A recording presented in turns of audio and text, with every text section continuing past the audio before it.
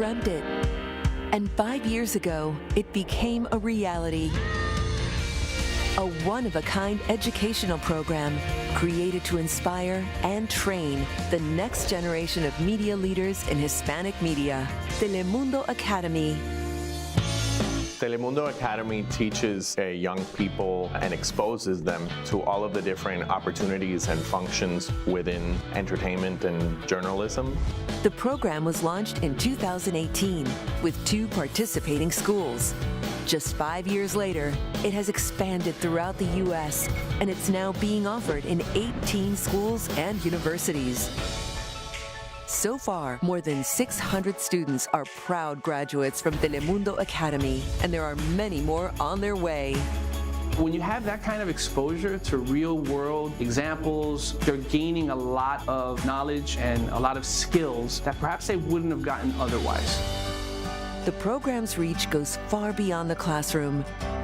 It has opened the door for students to jumpstart their careers in the media industry, with many finding a home at Telemundo and NBCU.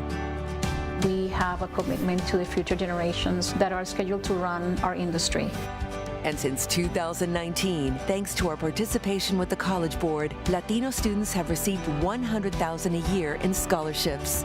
Ha sido una gran bendición, no solamente para mí, pero para mi familia también.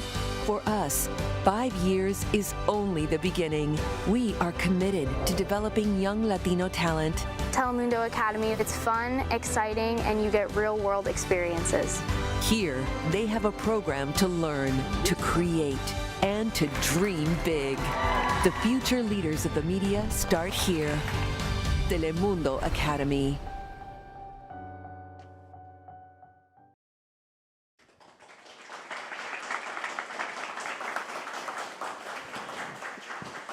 Please welcome the Manager of Corporate and External Affairs and Telemundo Academy lead, Danny Tapia.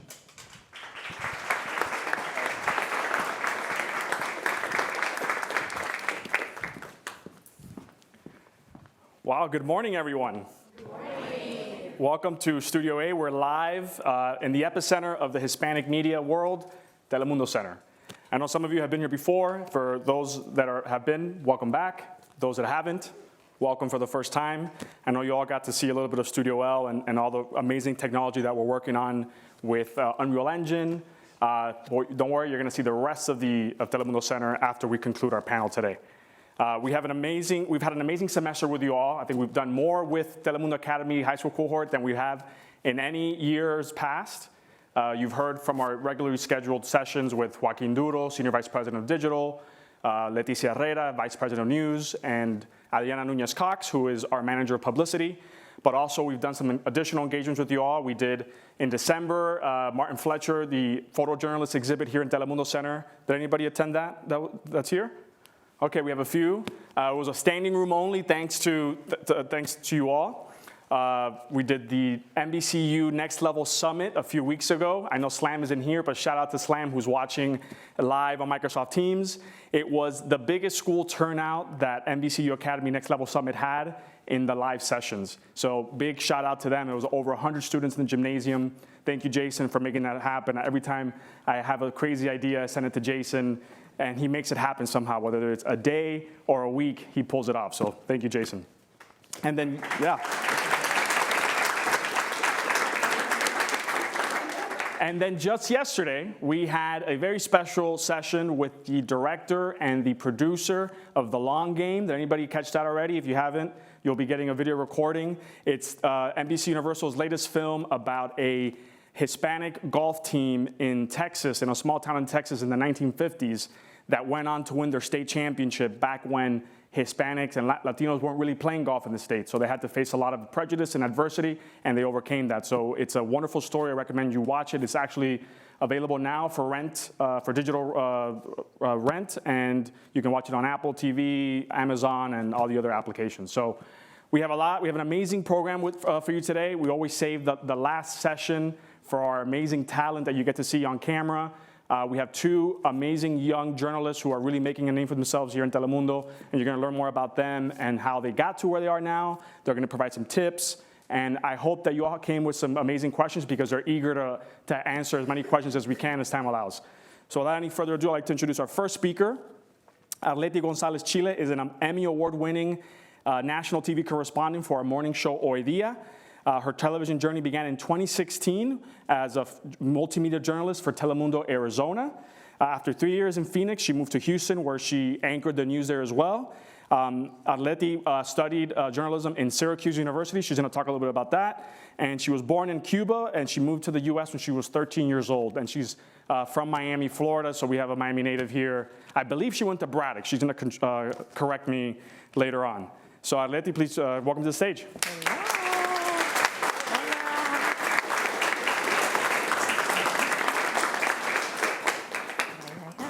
And next we have Octavio Pulido, who is another Emmy Award-winning and Telly-winning anchor for our Hoy Día and our midday news program, Noticias Telemundo Mediodía. He's actually a recent addition to our network. He joined our team in 2023, where he also worked in Phoenix. So that was a total coincidence. I didn't plan that. And he led as a news anchor for Telemundo Arizona, where he worked there for 7 years. Octavio was born in Chihuahua, Mexico, and he moved to the U.S. in 2004 after graduating high school. So Octavio, please join us at the stage. Hola, hola, buenos días. Yeah. Claro. Yeah. Thank you for joining us. All righty, well, let's get into it. Hello, Octavio. So before we begin, you both are Emmy Award winners, and I've always wondered where folks who have won these prestigious awards, where do you keep your Emmys? Well, I keep them in my office at home, and one of them, my mom has it. So she has it as a decoration for her TV stand at the living room. So that's a pretty great decoration. She shows them more than I do, but I do have them in my office at home. Yeah. Same story. I always promised my mom when I won my first one, she was going to keep it. So when I went to the ceremony that time, the first thing she reminded me of, I'm taking this one, right? Yes. So every time I go home to Chihuahua, she also has it like a display, and I'm like kind of like. No, you have to be proud. She has it there. She's proud of us. And then I have some at my house. I have two at my house. Okay, yeah. I mean, if I had an Emmy, it would be on my coffee table for everyone to see, and you couldn't avoid it in my house if it were there. But that's just me. They're pretty. So again, thank you for being here this morning. I know, Arleti, you've spoken to Telemundo Academy students in the past. Yes. So this is her return. She was eager to come back. She kept asking me, please, I want to speak to the students. So we'll start. As you know, these are all aspiring. Not all of them want to be journalists, but they want a career in media. They're enrolled in Telemundo Academy. So could you tell me what inspired you to be a journalist or work in media, and how did you get to where you are now? Well, first of all, thank you so much for the invite once again, and I'm super excited about the future of journalism. You guys look so smart and so attentive, all paying attention to what we have here today, and I hope you guys learn a lot from today. Like you said, I'm very happy to be here, and I'm excited for your questions. And I knew as a little girl in Cuba that I wanted to be a journalist. I always enjoyed talking to people, listening to people's stories. I think we all have a story to share, and I love listening to others. Growing up in Cuba, I was always like acting in school, speaking in public, being part of all the events. And when I came to Miami from Cuba, I knew that I wanted to study journalism ever since I was like in high school. I had my eyes on Syracuse University, and I don't know if you guys have heard about that university. So I just worked my way up. I came with no English. I started learning English, and I pushed myself to go to Syracuse University in New York. I moved to New York, when I was like, 17, 18 or so. Little English, but nothing. I made it happen, and here I am today. I am super passionate about storytelling, and that, I think, has helped me to be where I am today. I love storytelling. That's my thing, And I love talking to people. I love helping other people, and I love, if I have the opportunity to share someone's story and help out, I'll be there. Yeah, awesome. And for those who don't know where Syracuse is, she said New York, but it's not New York City. It's nowhere near New York City. It's like upstate New York. So a Cuban girl in Syracuse, that stands out sometimes. Everyone told me I was crazy. Miami, 100 degrees, And I went by myself. I had to do it. Yeah. My parents were pushing me to go. And yes, like you said, upstate New York is pretty cold. I believe it's one of the coldest university campuses on the United States. But, it is what it is. You have to do what you have to do to be where you are right now. Yeah. And Octavio, I know you have a similar story, also immigrating to the United States, so if you could please share that. Yeah, so I was in Mexico till high school. So after high school, that's when I moved to the U.S. to go to college. But my story started a little bit different. I knew I always wanted to do something in entertainment that had to do, you know, if it was on stage or off stage. Actually, my first major when I went to college was theater arts. So I have a degree in theater arts. And then when I transferred schools, I started doing journalism. But I was talking to Danny before this that I never thought I was gonna end up in serious news. Like, I always thought something on TV, something in entertainment, informing, you know, making people laugh or have fun, but never like serious news. And now that I do it, like I love it. I think it's just sometimes we take for granted the power we have when you do this kind of job, right? Because people come to you to get facts, to get information. During the pandemic was a great example. I was at a local station in Arizona, and I think that's when local television became sort of relevant again, because people were coming to us to be informed of cases, what was open, what was closed, and just having that power and responsibility. I feel like sometimes you wake up and you kind of like don't believe that you have the opportunity to do this job. You know, I just feel privileged. I feel passionate about it. As Arleti say, you know, yes, we meet people like politicians and stuff, but the day-to-day people that we meet in the streets, that we tell their stories, that maybe that story is affecting other 10 people or other 20 people, and we can personalize it and we can find a solution to a certain issue. I think it's something that I feel happy to do every day and privileged to have the opportunity to do every day, especially in a place like Telemundo. No? Yeah, absolutely. Well, yeah. So we know that this business of journalism and media is changing every single day. We're seeing the transition to digital, and these students did have a presentation on Noticias Digital. So what skills do these aspiring journalists and media professionals should they develop to meet the needs of the future, from your perspective? Well, I just feel like you guys are in a way better position than we are when we started, right? I mean, you already have social media. You're used to doing TikToks. You're used to doing Instagram. We're on the, well, maybe Arleti, I'm older than Arleti. I'm on the Facebook phase, which now it's becoming a little bit less relevant, right? I mean, now my grandma's on Facebook. Right? Yeah. Or your tias or your moms or like Facebook kind of became a little bit like the old platform, right? Like the MySpace. Yeah, exactly. They don't even know MySpace. Or High Five. I remember that. You lost me now see, I'm older. Anyway, my point is that you already are at a point where you know way more than I did when I started doing journalism, right? And being able to dominate all those platforms in this era, I think is essential. Know how they work, know the audience of each of those platforms, because some of them have like a negative connotation, but if you use them for a positive thing, I've seen news on TikTok that has become like a thing, and some of those people have millions and millions of followers because people want information fast, quick, fact-checked, and where they can go and understand what's going on in a fast pace. I know some of you,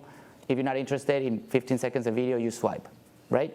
And that's what's happening with news. And as journalists, we have to adapt to that. How do we tell stories that are engaging in the first 15 seconds and people stay for 2 minutes that usually a piece lasts, right? And it seems like it's a short period of time, but 1.5 minutes in TV, it's a long time. And if you have that 1.5 minutes, you better use it to your favor and to keep that audience engaged. So anything you can do to add on to those resources and tools that you're able to use, the better you'll be off when you start your career, because you're in high school.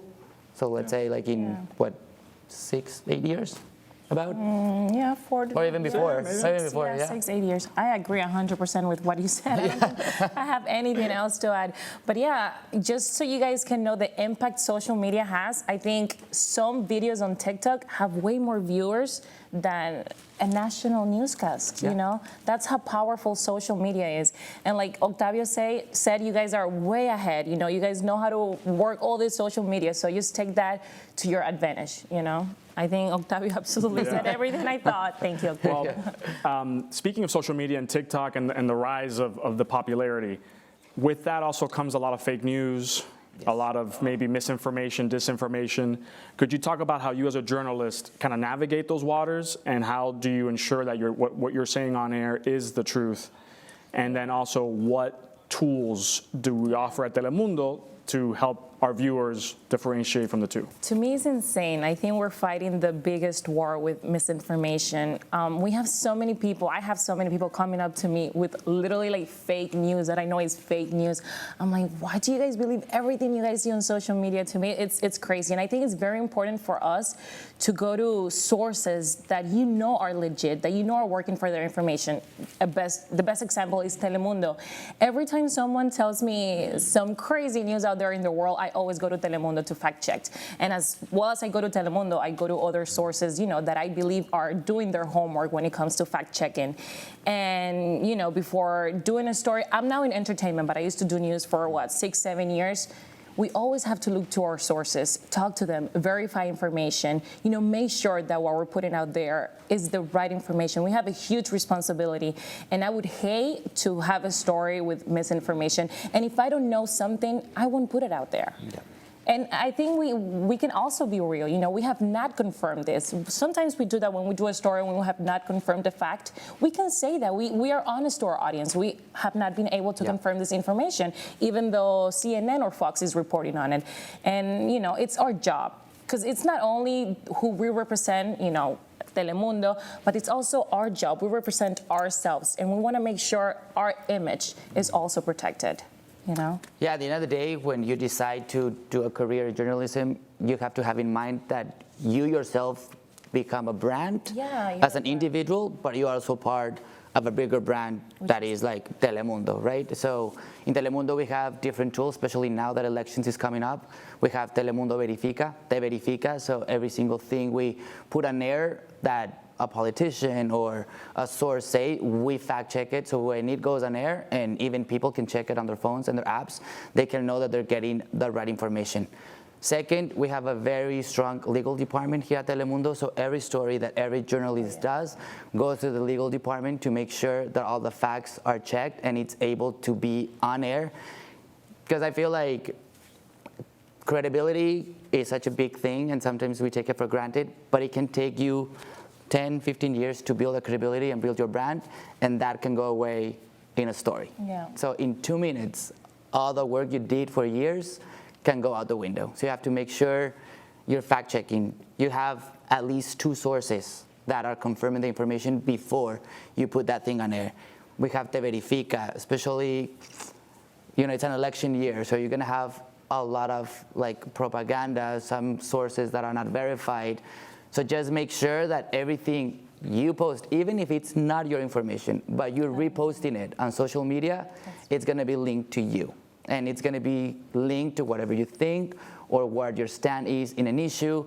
So make sure whatever you post, even if you're not a journalist yet, whatever you post follows you forever. Just make sure about that. Those posts don't disappear. So be careful whatever you post on social media now, that it's so easy to click, repost, paste, copy paste. Make sure you're checking that information as well. Yeah, and I've had to work with our legal department on similar issues, but they don't mess around. Shout out to Fabiola if you're watching. We all know that this career is not an easy one. It's not for the faint of heart.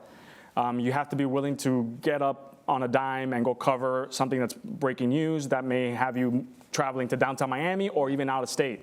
So we'll start with you. Could you share a particularly memorable or challenging point in your career where you were covering a particular story and how that impacted you? It's funny because that one story I'm about to mention, I covered with Octavio in Phoenix, Arizona, and that was 2016, 2017 or so. We had to cover, it was election year, so I think it was 2016. Yeah, it was election year. We had Trump in town in Phoenix, Arizona, and there was a huge, massive protest. It was, the peak of the Trump protest. And we had to cover it, but it became violent. They started throwing tear gas, pepper spray. It was a big commotion. And we wanted to inform our audience about what was going on at that moment. We were planning to head home, but the news director was like, no, you're not. You're staying home. We need to tell our audience what's going on. And we had breaking news, continuous coverage for I don't even remember how long. It was chaotic. It was violent. We had bodyguards at the moment. But from that moment, I learned first that as journalists, we have to learn to adapt to the situation. Drop everything, and this is your focus. This is what you have to do. You have to be human first, journalist second. I remember we didn't have like interviews because people were running around, and we just had to talk to the audience about what we were experiencing. And that was definitely like a learning moment for me. And with that story, we earned an Emmy. Yeah. I earned a Breaking News Emmy. You did as well. And that to me was definitely the most memorable coverage I've had as of now. All right, and it definitely paid off. That's the Emmy my mom has at home. Right. I just feel like sometimes as journalists, you become the eyes of the audience, right? So if people are watching at home, you have to describe from what's happening, the smells, who's there, is there violent, what places are closed, is the traffic being deep, like everything. You have to paint a picture for people at home who are watching and keep them engaged, but also telling them, for example, if they're in danger, especially when there's those stories that it's not only, a person that's in danger, but a whole community, or even if you go bigger, if it's, like a hurricane or a tornado, you have to be willing to adapt, but also keep your cool, because you also don't want to alarm if there's no need to alarm people. I feel like one of the other stories that comes to mind when I've done coverage in Arizona, there was also like in all the country when the Black Lives Matter movement was going on around the country, Arizona was one of the, points where there was I remember 16 days of probably protest. And I remember leaving the studio around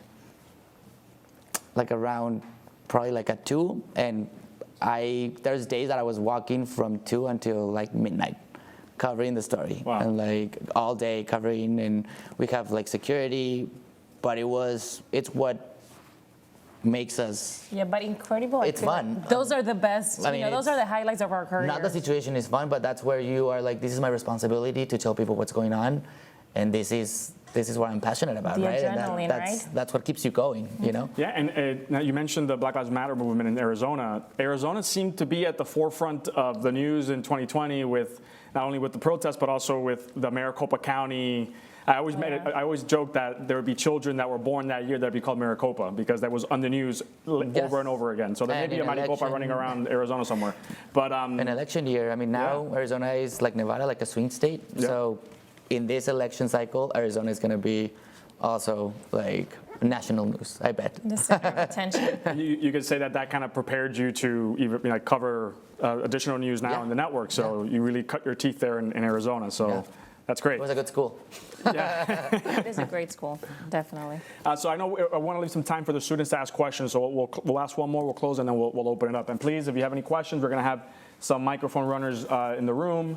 Just raise your hand and we'll call on you. But in closing, what advice, I know that's a very general question, but if you could pinpoint your success to 1 or 2 points, what advice do you have for everyone here? Adleti, we'll start with you. Well, to me, like I mentioned before, it's very important as a journalist to be human first. For me, it's so important to have empathy, and that's really what takes us to do a good story. We have to put ourselves in the shoes of other people, and that's helped me tremendously. Second, read, and read even more. It just helps you. Sometimes when you're on air, you have to improvise. You have to make sure you ask the right questions when you're in an interview, and that's very important. And third, I think I agree with Octavio because Daniel told me some of your answers about finding a mentor. I'm here for you guys. If you guys ever need anyone to help you guys guide you through this world of journalism, I'm here. Count on me. Text me, call me, message me on Instagram, on TikTok if you guys want. But it's very important to have someone in this world that can help you get your foot in the door or maybe tell you what to do different so you guys can stand out when looking for an opportunity in the journalism world. Yeah, I just feel like for me, I wouldn't be here without people that I met through since high school, from my high school experience to college experience.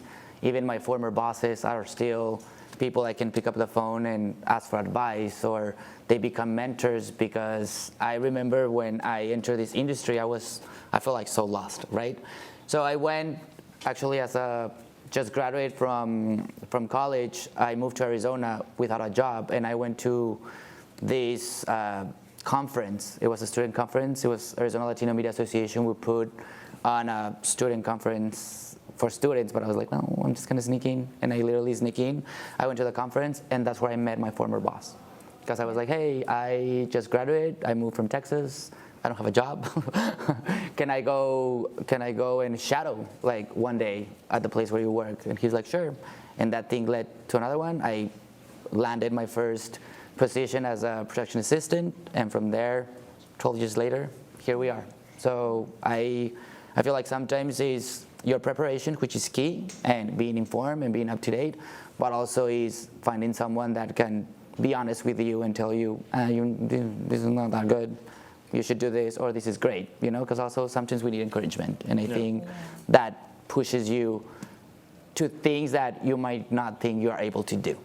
But you guys are doing the right thing. Yeah. You guys are already here, so You're that's here. already a great step. Así que, you know, I applaud you guys for it. And I think it's a testament. So again, I said it was a coincidence that they both worked in Arizona and they worked together. And it's a testament to, you never know, maybe someone who crossed your path when you were at a certain point in your career, that person may show up again in the future. Maybe someone, they're ahead of you in terms of they're more senior, and so never burn bridges, always try to maintain those relationships, and look, they're here working together. When he came, he called me, hey, I'm going to Network, you know, this and that. We talked before he came, so, you know, that was important. Same thing happened to me. When I came, I had someone that was already here, you know, that helped me. Yeah. Oh. Yeah. Any advice? Yeah. It's like, hey. Of course. Okay, well, we'll open it up to questions. I know, Jason, I'm not sure if we have any questions from online, but if anybody has any questions, please raise your hand. Don't be shy. Don't be shy. We have one over here. Hola, ¿cómo están? Buenos días. Mi nombre es Talía Tomay Machado de Slam Palm Beach. Gracias por compartir sus conocimientos con nosotros. Me sentí muy cercana a tu historia porque soy cubana. Estoy aquí hace 1 año y medio. El inglés también se vuelve una barrera para nosotros acá, pero todo es posible si tienes las ganas de salir adelante, y por eso estoy aquí. Y pues nada, quería hacerle 2 preguntas. Primeramente, sé que esta que voy a hacer es muy básica, pero me interesa mucho saber su respuesta porque cada persona es distinta. Y sería, ¿qué consejo nos dan para trabajar? Yo sé que los medios de telecomunicaciones son difíciles, pero ¿qué consejo nos dan para trabajar acá en Telemundo? Aquí en Telemundo. ¿Quién quiere empezar? Bueno, yo puedo empezar si quieres. Primeramente, felicidades. Me da mucha alegría saber de que llegaste de Cuba hace 1 año y ya estás aquí abriéndote camino en este medio. Sí, eso habla mucho de ti, de tus ganas de salir adelante. Para entrar en Telemundo, ¿qué te recomiendo? Mira, yo creo que no debes cerrarte a una empresa como tal, ¿verdad? Tienes que enfocarte primero en ese lugar, sea cual sea, que te va a dar la oportunidad de crecer y de prepararte para luego llegar al lugar que te corresponde, ¿va? Yo empecé haciendo una pasantía en Univisión Dallas, o sea, solita ya en Dallas, en la competencia, en Dallas. Pero fue una pasantía que hice en la que aprendí muchísimo. El poder de conocer a las personas. Mi director de noticias en ese entonces fue director de noticias de mi jefe en Telemundo Phoenix, o sea, una locura. Entonces terminé ahí de hacer mi pasantía.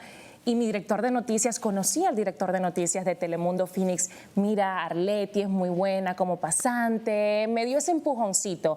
Luego fui a Telemundo Phoenix y mi familia todo estaba aquí en Miami. Estuve en Telemundo Phoenix 3 años, sola completamente. Luego me mudé a Telemundo Houston, sola nuevamente. Y luego me mudé a Miami, regresé a casa después de 7 años de haber salido.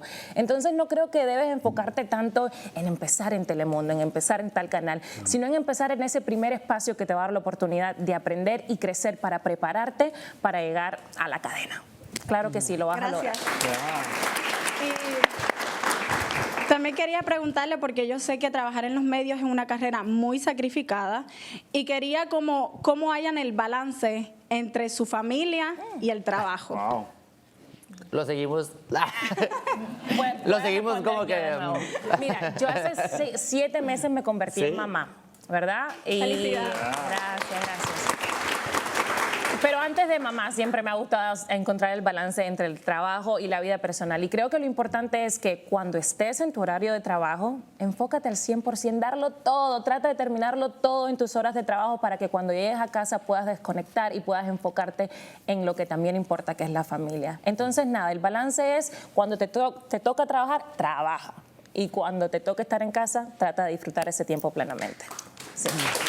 Y también agregando, ¿no? Yo digo que cada persona es diferente, ¿no? O sea, cada persona tiene sus horarios establecidos, ¿verdad? Entonces, también a veces, como periodista, pues a veces es difícil quitarnos esa espinita, ¿no? Decir, bueno, si voy o no voy.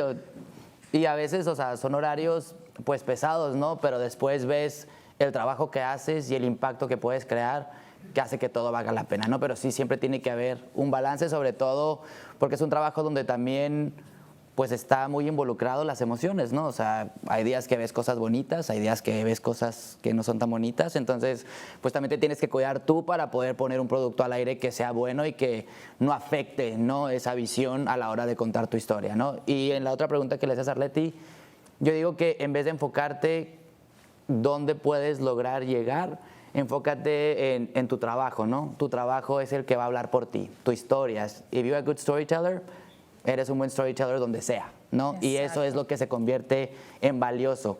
Tú qué puedes traer a la mesa que sea diferente, que sea innovador, que sea creativo, cómo cuentas tu historia, cómo tomas tu video, cómo tomas tu fotografía, qué es lo que va a hacer que no solamente Telemundo, pero a lo mejor varios medios quieran colaborar contigo.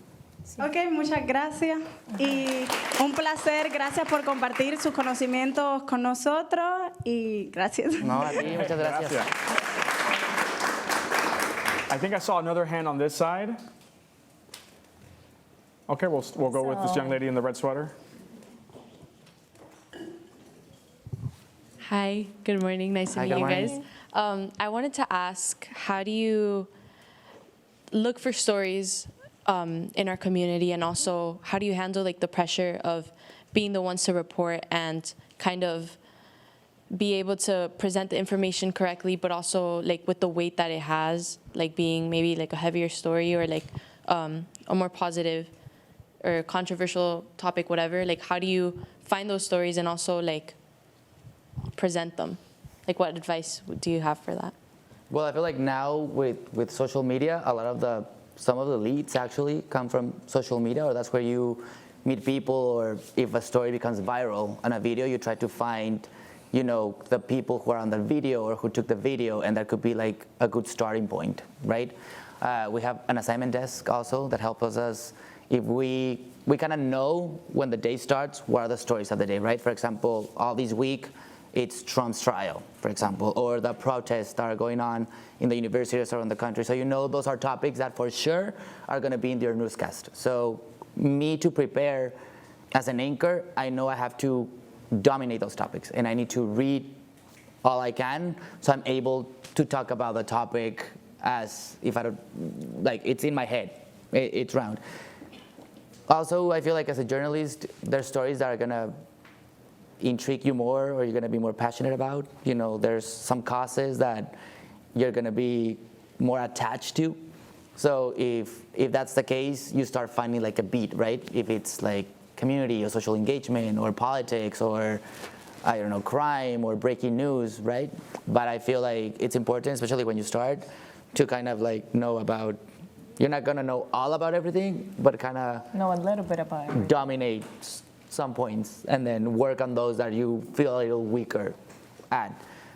And I feel like I personally love when like a viewer reaches out to you with an issue, right? Hey, I have an issue, do you think you can help me? And when you feel like it's a story that it's not only affecting that person, that it's also an issue that you can report and can benefit other people that might be in the same situation, I think that's also a way to go, right? And it's easier because you already have your first interview, because usually people want to talk to you on camera. Yeah. I think that's the most challenging part of journalism is to find stories. But fortunately too, we have, viewers can text us sometimes, not text us, message us on social media about, their problems, and that's already a lead right there. We also get press releases from the authorities, so most of the crime stories and those stories, we get press releases from the authorities.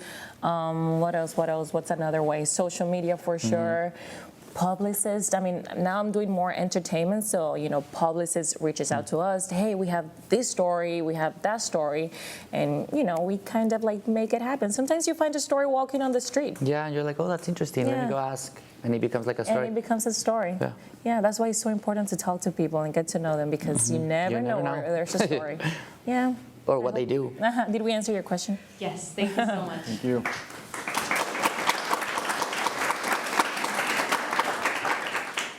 Okay, so my question was that from a news anchor perspective, I know that role, I feel like it's so very competitive in this industry. What tips do you have to make yourself stand out from other news anchors? I mean, I just feel like through your career, you kind of like develop your style, right? Develop your style. I feel like your work speaks for yourself. Yeah. I don't think you have to do something, but it's just, I mean, it's all about storytelling, right? If you are a good storyteller, you can be a good storyteller while doing a package or on air. I just feel like right now, people want to connect with someone that they see on air, right? They want to feel like they're part of the family, they're part of their home. I mean, some people, when you're in the streets, they say hi to you like you are their friend or their kid or their uncle, and it's a great feeling, but I just feel like it's more about your personality, and at the end of the day, you have to be yourself, right? Because it shows when you're not. Yeah, personality and preparation, It is a competitive war, but never, compare yourself. Everybody has their strength, and, when it's your turn, it's your turn. You just have to let things, flow and just prepare, Just make sure you're prepared, and that's it, I think. And that's the key. Be prepared, because you never know when the opportunity is going to come to you. Yeah. And when it comes to you, you got to take it. Thank you so much. We got a question on this side. Is it Jason? First of all, on behalf of all of the students in schools that are here, as well as the ones that are watching at home, I want to thank you guys very much for your time. One thing, you guys can clap if you want, I'm sorry. I'm not the professional you guys are, so I don't have the beat to wait for applause. I'll do better next time. Cue. Yeah. A lot of these students are looking forward to college and then their first job as a journalist. And as we know, a lot of people who are finding that, want the opportunity to get on camera, it's in these opportunities where you're in a smaller market, maybe you're doing your own, producing and camera work, and you're in front of the camera at the same time. Can you guys talk a little bit about that experience and about your way forward from when you were over here to how you got to be up there, a little bit about that journey, because I know when we talk to the students, that's what they're asking about all the time is what that experience is like. Thank you. Yeah. Well, I can start. I went to Syracuse University, right? I think we had a great preparation over there, but it's always so scary to think about your first job, because it is a very competitive and small world. What I did, I remember from my class, I think like only 3 of us had a job right after graduation. And I think what made us like stand out, I remember a friend of mine and me, we decided to one day take multiple outfits, drive throughout the city, stories that were already happening, and do like a stand-up. You guys know what a stand-up is? We didn't fake the news. It was a real story, and we just did a stand-up. Hi, we're here in front of this cafeteria. This happened, We drove to another place, changed our clothes, recorded ourselves, just each other. She recorded me, I recorded her, and that's how we made our first reel. I really invite you guys to watch on YouTube, Arleti Gonzalez Chile Reel 2016, something like that. And that was my first reel that got me my first job. And just go out there, record yourself, make sure you're better, than the first record you made, and make sure you edit that reel and work on it. Make sure you have like a good, video that would get you that first job opportunity. And don't be scared to knock on doors. Si no te abren la puerta, te cuelas por la ventana. Send a reel to absolutely every news director out there, and you'll see someone will get back to you. Seriously, I invite you guys, once you guys have that video, send it to me. I'll be more than happy to give you guys feedback. And I really invite you guys to go to YouTube. My English was very bad looking at that moment. But I did it, and I did it in English and Spanish, and that's what got me my first job on TV. And I got a job right away. Yeah. Yeah, so just don't be scared. Go out there, record yourself. You guys have your phones, and those phones take amazing videos. Yeah. So, you know, just do that. And to add to that, if you go on NBCU Academy's website or telemundo.com/Telemundo Academy, there are a lot of how-to videos on how to film an interview with your phone, how to align the shot, all that. So there's different tips and tricks. I encourage you all to check that out if you are interested in following Arletty's advice. Yeah, and if you guys want to be a reporter, you know, you definitely have to make that video. So, yeah, don't be scared. I also feel like an advice that I can give you, I know when we study journalism, a lot of people, their main focus is, I want to be in front of the camera. But there's a lot of magic that happens behind the camera. And sometimes we don't see that because we're like, I want to be on TV, I want to be on TV. And when I started, like I've done every single role. So I started as a production assistant, then I was a weekend producer, then I was a videographer, I was an editor, then I was a multimedia journalist, then I got my first opportunity with Telemundo in Arizona to be the weekend anchor, and then I was like weekday anchor, and then I moved my way up till like I became a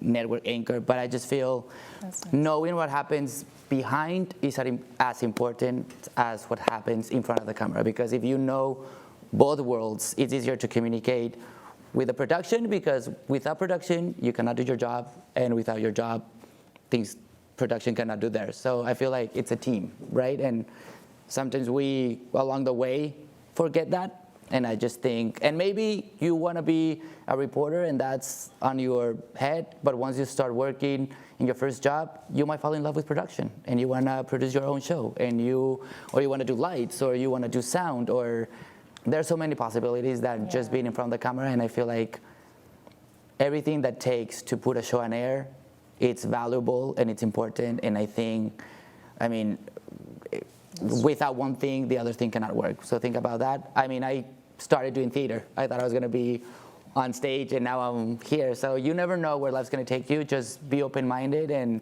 you know, be able to discover things that maybe right now you don't love, but on the long run, you're going to be very passionate about. Yeah. That's true. I think to Octavio's point, look, this production, you're seeing it firsthand. There's people, obviously we have our talent that were on camera, but there's countless folks working behind the scenes, from the camera operators, the lighting, the graphics, our events team. I got to give a shout out to them, to Lady Joe, for helping. So there's a lot of people who are working right now to make this possible. And this is not even going on air. It's going to be on digital, but you can see all the people that worked to make this happen. So just wanted to give them a shout out and thank you all for your support.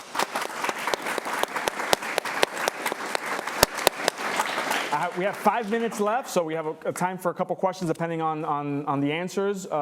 We have a question here. Hi, hello, how you doing? My name is Willie Viruet, and I'm one of the advisors from Doral Academy. And my question is more about the adversity you went through and your journey getting to the network. I know we're kind of making it look like it's easy, but I know for sure it's not. I just wanted you to talk to the kids about your journey and some of the challenges you went through. Did you ever have a point you said, this is not what I want to do and I want to change? And I just kind of wanted to hear a little bit about that. Yeah. I just feel like it's a career that, you know, it gives you a lot of satisfaction, but there's sacrifices you have to make, right? Like right now, even me being here in Miami, like I left all my family behind. Like Arletty now is reunited, and for me it was like, do I follow this? Or, I mean, there was like a balance, right?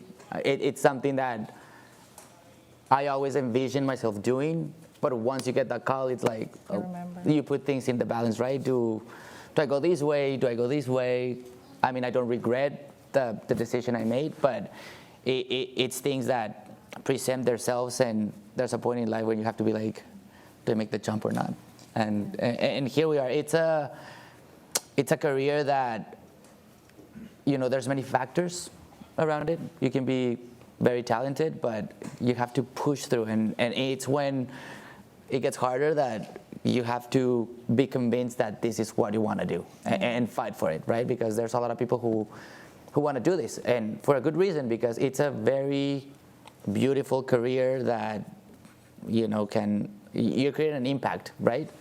For me, I think I have a few, like from moving home from Chihuahua, right? You know, being an immigrant, I think sometimes that can be an obstacle. Your English not being very well, right? Before, even speaking in public, I felt self-conscious about my English. I was like, are they understanding me? What am I saying? What's my sentence structure? Now it's like, well, because a lot of people now, sound like me. But before, I was like, oh, am I getting my point across? So I don't know, I feel like whatever you feel is your challenge, or whatever you feel is like your grudge, or whatever you feel like you're not that good at, embrace it, and maybe that's what's gonna make you different, and that's what's gonna make you stand out. Like my accent, maybe that's something that's gonna make me stand out, because there's someone at home listening to me and they can relate in the way that I talk, right? And that's how you engage people, because this is real, right? At the end of the day, it's real people. This is how the country looks, this is where the country's going, and that thing that it was your biggest insecurity, sometimes it becomes like your superpower. Your superpower. Yeah. I don't know if they want me to answer. I mean, if you'd like to. I think like my biggest challenge, like Octavio said, was definitely to go away from my family for 7 long years, but I had to embrace that. Mm-hmm. Also something that was very new for me, I come from Miami, the majority of the people here is Cuban, and I was like in a box, when I moved to Phoenix, the majority of the people over there were Mexican, and I had no idea about how Now I'm the other way around. I'm like, oh my God. I know, but I had no idea how Mexicans were. I'm like, oh my God, this is a whole nother world. The immigration, I don't think we have immigration problems here in Miami, how we have it in a state where it's close to the border. So I had to learn about immigration a lot. And it was just like preparation, getting to know these people, how they are. That was one of the biggest challenges for me. And the other thing is you have to, when the opportunity comes, you have to embrace it, hug it, and let's do it. What got me to network, I remember there was a big story in Houston. It became a national story. And I was a reporter covering the story for Houston. So they wanted me to cover that story for network. I was like super nervous, like writing it like 1,000 times, making sure it was perfect.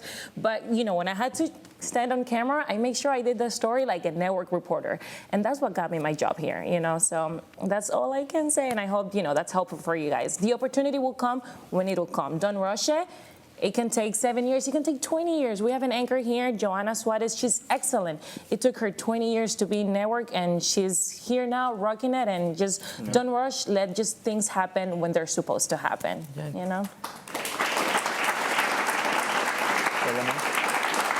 We have a question for one more. I see the gentleman in the back who's patiently been waiting. Thank you for that.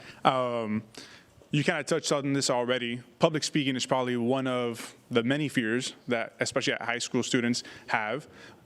If any, what are some of the routines that you go through pre-show that kind of help you overcome that fear? Oh, I read like I'm crazy. I'll be like, taka, taka, taka, taka, taka, taka, taka. I put my headphones on, I'm reading what I'm saying, and I don't care what anybody says. I make sure I read my story before, I go to record it or I go on air. And to be honest, it's easier to talk to a camera to me than to talk to people. Yes, for sure. When I talk to the camera, I know a million people will be watching, but I feel like no one's watching, just my mom at home. And I think we just have to Holding your Emmy. Yeah, right? So I don't know, just do it. Just do it.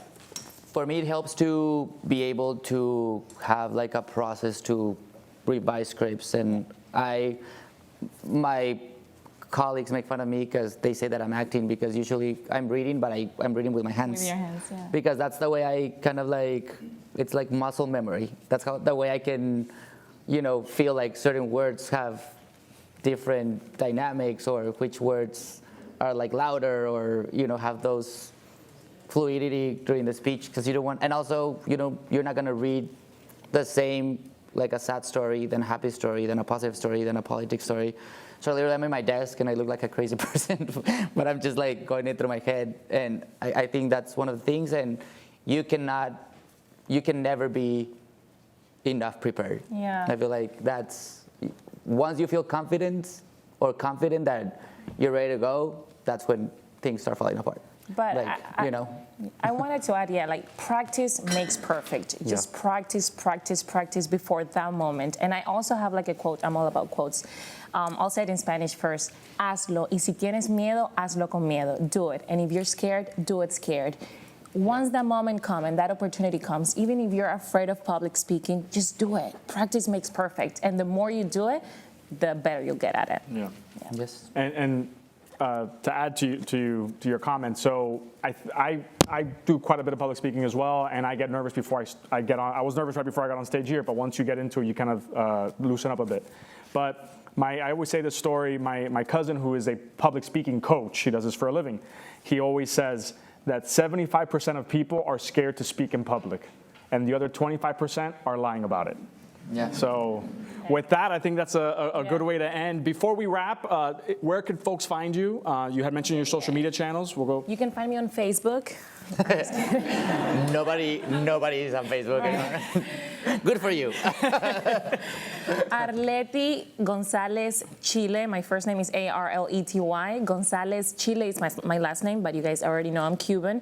You can find me on Facebook, TikTok, Instagram, every social media as Arlety Gonzalez Chile. My Instagram handle is Arlety TV. And please follow me. I'll follow back, I swear. And just message me if you have any questions. I'm here to help. Yeah. El mío está más fácil. Tavo Pulido. Me dicen Tavo, me llamo Octavio, but everyone calls me Tavo, so it's T-A-V-O, Pulido. Y así estoy en todas. Tavo Pulido. So, yeah. Amazing. Well, thank you all for being here today. I think the students really enjoyed it. Did you guys enjoy it? Yeah. Well, give a round of applause. Watch us at mediodía. Yeah, so you can catch Octavio weekdays at 12:30 on mediodía, and occasionally on Hoy Día in the morning. And Arlety is also on Hoy Día in the mornings as well. 7 a.m. So when you're up getting ready for school, you can watch Arlety break some entertainment news. So with that concludes this panel, and we're going to get on the tour. And for those watching at home, thank you, and we'll make this video available for the rest of folks to see. So thank you. Thank you, guys. Thank you guys for coming.